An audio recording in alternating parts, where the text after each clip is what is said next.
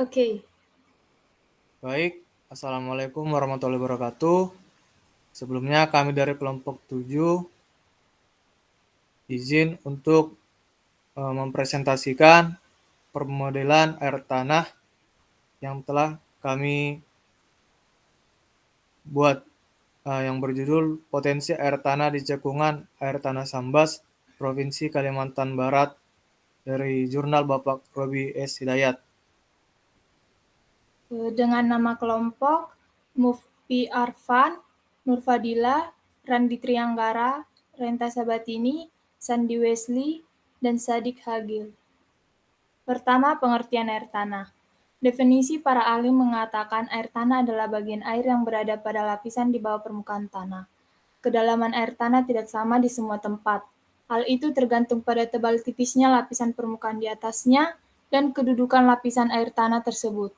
Perlu Anda ketahui bahwa air tanah berasal dari air hujan, laut, atau magma.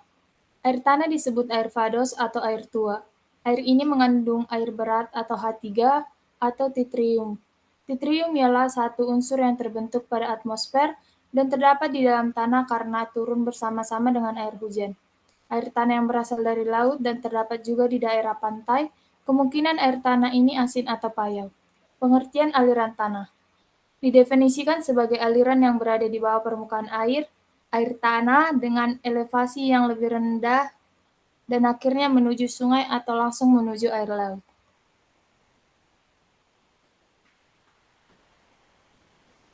Adapun lokasi tempat dari penyelidikan potensi air tanah ini yaitu secara administrasi pemerintah, daerah penyelidikan ini meliputi Kota Sambas, Kabupaten Sambas, dan sebagian Kabupaten Sanggauledo, termasuk wilayah Provinsi Kalimantan Barat, dan selebihnya secara setempat-setempat lainnya. Kemudian letak geografisnya, secara geografis terletak dalam koordinat 108 derajat sampai 40 derajat sampai 110 derajat bujur timur dan 1 derajat sampai 45 derajat lintang utara. Adapun metode penyelidikan potensi air tanah yang dilaksanakan mengacu kepada Kepmen ESDM nomor 1451 K/10/MEM garing 2000 tentang pedoman teknis penyelenggaraan tugas umum pemerintahan di bidang pengelolaan air bawah tanah. Peruntukan air bawah tanah secara berturut-turut berdasarkan prioritasnya adalah air minum, rumah tangga, industri, peternakan, pertanian, irigasi, pertambangan, usaha perkotaan, dan untuk kepentingan lainnya. Menurut Kepmen itu, evaluasi potensi air tanah yang berlandaskan cekungan air tanah skala 1/100.000 mencakup kegiatan pengumpulan data sekunder, survei lapangan, pengujian kualitas air, analisis, dan penarikan kesimpulan. Next. Selanjutnya ada gambar peta lokasi daerah penyelidikan cekungan air tanah Sambas Kalimantan Barat. Bisa next. Kemudian ada peta morfologi daerah Sambas Kalimantan Barat. Pada peta morfologi daerah Sambas Kalimantan Barat ini dibagi menjadi dua satuan, yaitu satuan morfologi dataran dan satuan morfologi perbukitan. Pada satuan morfologi dataran ini menempati sekitar 60% seluruh luas daerah penyelidikan. Ketinggian rata-rata kurang dari 50 mdpl dan merupakan daerah endapan sungai dan rawa. Endapan sungai menempati daerah bantaran banjir atau floodplain, sedangkan rawa meliputi daerah bagian pesisir barat, utara, dan bagian selatan daerah penelitian. Proses erosi sungai yang terjadi sudah mengarah lateral, sehingga penampang sungai menyerupai bentuk huruf U. Sedangkan alur sungai yang berkelok-kelok, mengingat proses tersebut, sungai-sungai yang mengalir pada morfologi ini sangat berperan dalam mengisi air tanah atau influent stream. Pola aliran sungai di daerah morfologi ini adalah pola aliran anastomatik. Yang kedua, satuan morfologi ini menempati daerah bagian selatan, timur, dan Barat laut dengan luas sekitar 45% daerah penyelidikan. Ketinggian berkisar antara 50 sampai 1275 meter mdpl. Dan kemiringan lereng antara 2 derajat sampai 60 derajat. Puncak bagian selatan ketinggiannya 800 mdpl, bagian timur 425 mdpl, dan bagian barat laut 1275 mdpl. Batuan penyusun morfologi ini terdiri atas batuan gunung api, batuan terobosan, sedimen, dan batuan malihan berumur tersier. Batuan tersebut telah mengalami proses tektonika yang mengakibatkan terjadinya struktur lipatan dan sesar. Secara umum, aliran sungai-sungainya memperlihatkan pola dendritik dengan lembah sebagian berbentuk huruf V yang menunjukkan bahwa proses erosi ke arah vertikal masih berlangsung dan sungai-sungai tersebut airnya dipasok oleh air tanah atau effluent stream. Next. Selanjutnya ada peta geologi daerah Sambas. Pada peta ini terdapat keterangan yang pertama, untuk kode QE adalah merupakan endapan aluvial dan rawa yang terdiri atas lumpur, pasir kerikil, dan sisa tumbuhan. Terus kode QC yaitu endapan litoral yang terdiri atas lumpur, pasir, kerikil, setempat gampingan, sisa tumbuhan. Kemudian kode TPN merupakan batuan gunung api niut yang terdiri atas basal, andesit, dan piroksen.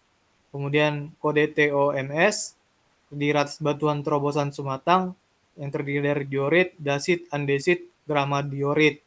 Kemudian pada kode TKK merupakan batuan pasir kayan yang terdiri atas batu pasir kuarsa, serpi, batu lanau, dan sisipan. Kemudian pada kode KUP merupakan granit kue yang terdiri dari granit dan andomelit.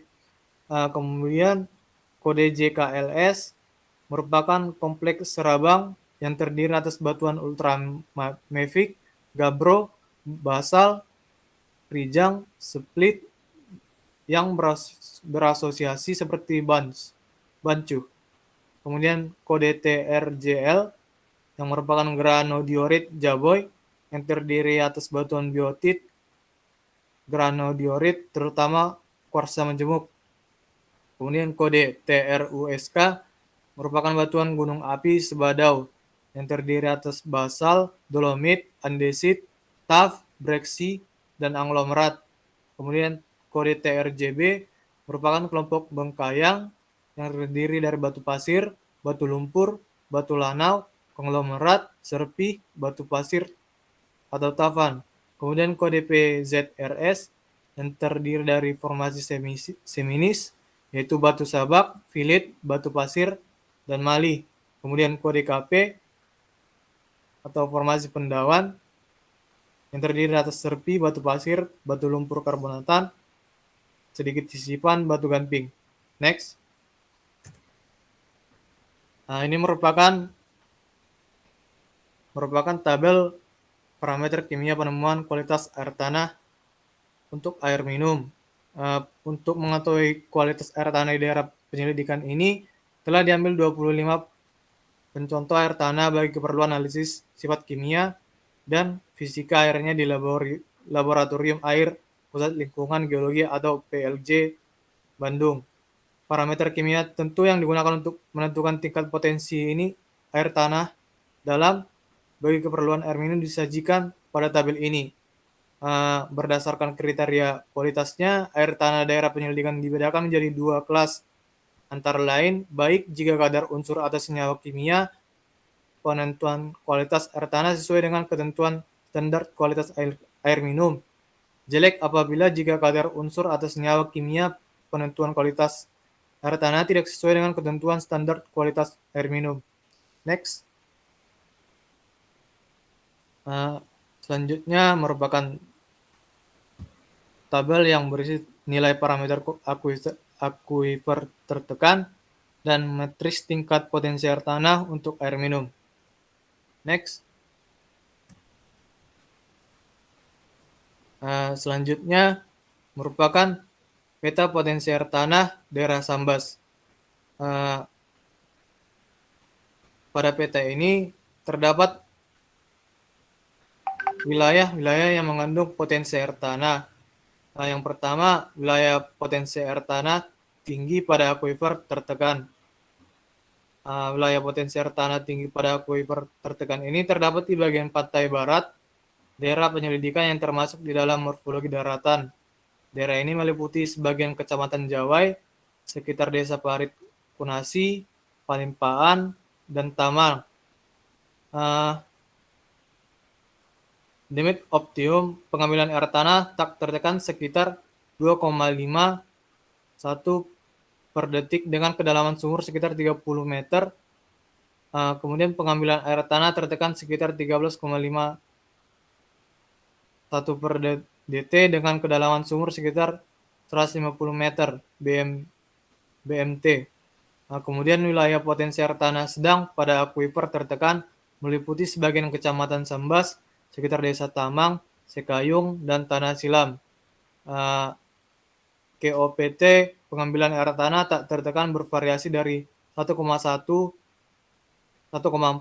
per dt dengan kedalaman sumur 10-20 meter BMT, atau KOPT pengambilan air tanah tertekan 3,5 sampai 7,71 per dt dengan kedalaman sumur sekitar 90 MBMT. Kemudian yang ketiga, wilayah potensi air tanah rendah pada akuifer tertekan menempati sebagian kecamatan Sanggau Kota, sekitar desa Kanang dan Plangsor, sebagian kecamatan Siluas, sekitar Pahang, desa Pare, dan Sejaran.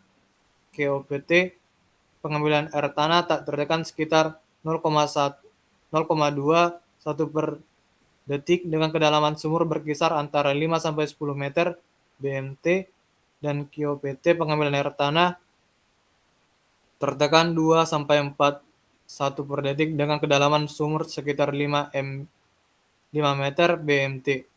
Next.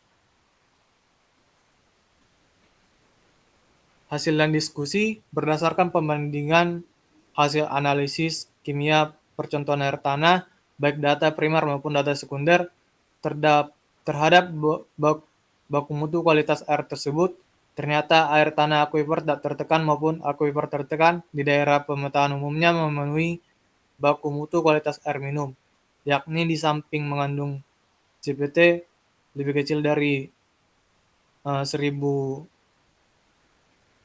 mg per liter, juga kandungan Cl lebih kecil dari 55 mg per liter, dan harga daya hantar listrik atau DHL rendah yang berkisar antara 42 sampai 500 amhos per cm. Daerah sekitar Selakau, DHL-nya berkisar antara 900 sampai 11.000 amhos per cm. Derajat keasaman atau pH bercontoh yang dianalisis menunjukkan bahwa umumnya air tanah bersifat asam, yakni pH 3 sampai 6. Sementara itu, hasil perhitungan menunjukkan nilai parameter sistem akuifer di daerah penyelidikan. Dalam pengelompokan suatu hidrostratigrafi, beberapa satuan batuan dapat digabungkan menjadi satu satuan hidrostratigrafi, atau satuan batuan dapat dibedakan menjadi unit akuifer dan non-akuifer. Evaluasi ini dimaksudkan untuk mengetahui sebaran lateral dan vertikal serta dimensi sistem akuifer dan non-akuifer yang merupakan suatu wadah atau media tempat air bawah tanah tersimpan dan mengalir. Evaluasi konfigurasi sistem akuifer di daerah penyelidikan yang mencakup sebaran lateral dan vertikal. Next. Kesimpulan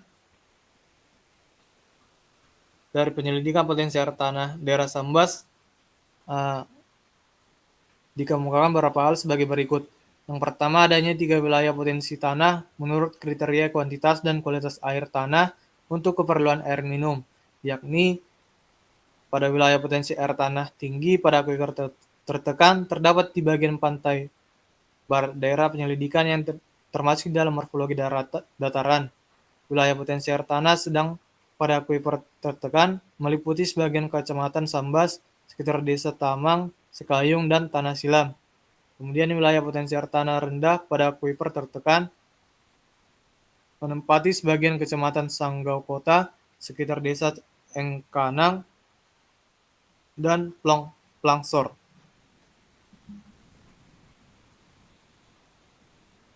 Next. Yang kedua, potensi air tanah dapat dipakai sebagai yang pertama, petunjuk umum atas skala regional untuk keperluan rekomendasi debit pengambilan air tanah dan kedalaman sumur bor.